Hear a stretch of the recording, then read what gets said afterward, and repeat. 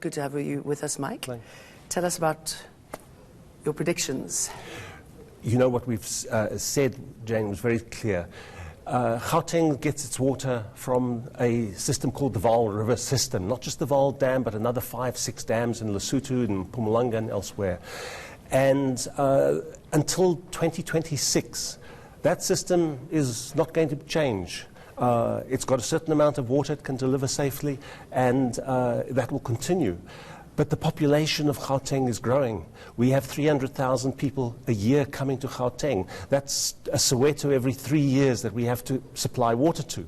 So the same amount of water has to be shared now with a larger number of people. And there's only one way you can deal with that. People have got to use less water. We've known this. Rand Water has already told the municipalities, this is how much water we have, we can't give you any more. But we're not seeing an effort from municipalities, from the Gauteng government, and indeed from national government to say, people, we're going to have to reduce. This is what we're doing. Why don't they do that? I mean, why not bring out the scare tactics and, you know, hit the message home hard? Well, you know, Day Zero scare tactic in Cape Town actually backfired in lots of ways. It did huge damage to Cape Town's reputation. We've got a chance in Gauteng to do the right thing at the right time, tell people what's happening, help people to see what's going on, and then I think, as we saw in Cape Town, people will respond. But at the moment, there's this conspiracy of silence. We've been aware of this problem for some years now because the Lesotho Highlands project phase 2 was delayed, but we're not hearing about it.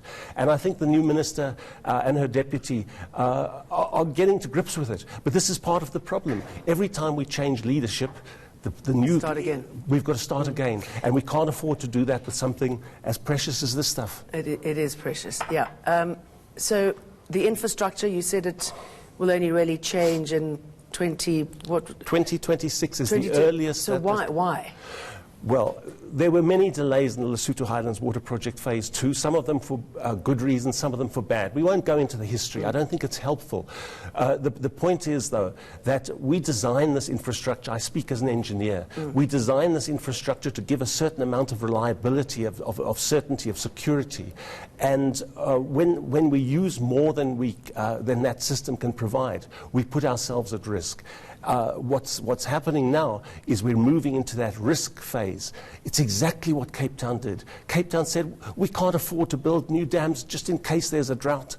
I can tell you that Xanthia Limburg, the MMC for water in Cape Town, is now quietly saying, we've got to build more infrastructure. It's insurance. And this is the message we've got to get home, but we've got to share the message, not just with the managers and the leadership, but with the people who actually use the water, you and I. Okay, tell us what we should do. Well, at the household level, we all know we can use less water at home. Whether we flush the toilet less, whether we reduce the amount of water that's flushed in the toilet, that helps. You know the story of don't leave the tap running while you brush your teeth. Actually, is part of the consciousness building. At the municipal level, we still lose an awful lot of water. We lose in the Gauteng region probably 35–40% of the water that is brought to us by Rand Water. Some of it isn't lost. Some of it goes into people's houses and just doesn't get metered. It's called non-revenue water, politely. Some people say it's stolen water.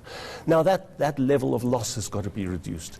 And then at the national level, what we need to see is the national government telling Rand Water to tell the municipalities, this is how much water you've got, we're going to report how much you use, and if you use more than that, we're going to restrict you, and you're going to have to restrict your customers. So it's a very simple set of issues, but it's got to be dealt with nationally and provincially and at local government level and in the household.